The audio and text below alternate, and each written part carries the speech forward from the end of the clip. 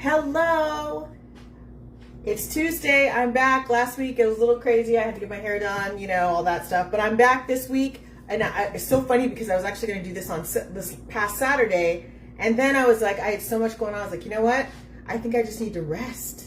And I was like, okay, I'm going to rest. I'm going to kind of be more of a little bit of a homebody and not be running the streets so much, which was so hard for me.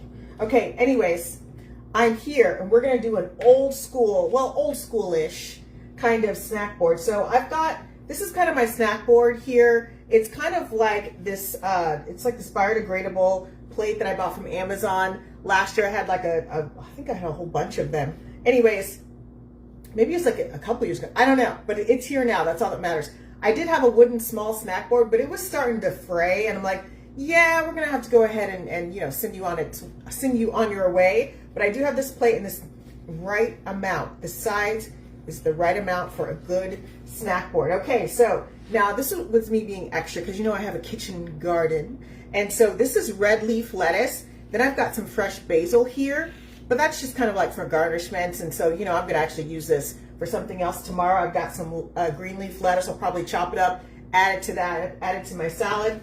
So I'm gonna keep it so simple. So if you're of a certain age, you remember those old school snack bars, right? Snack boards.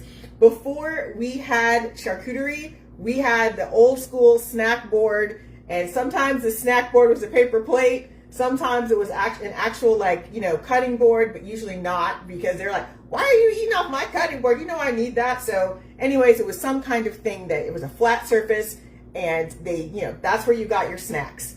Now I have crackers, but I was like, I want to kind of want to not zhuzh it up, but make it do some alternatives here, because sometimes we get so caught up in it has to be this way. We're looking on the internet, or people are like, well, my snack boards only have this. And sometimes when you're pantry cooking, right, shelf cooking, whatever it is, you're cooking with what's in your house, because either A, don't want to have to leave your house, or B, you don't need to be spending all that money when you already have perfectly good things.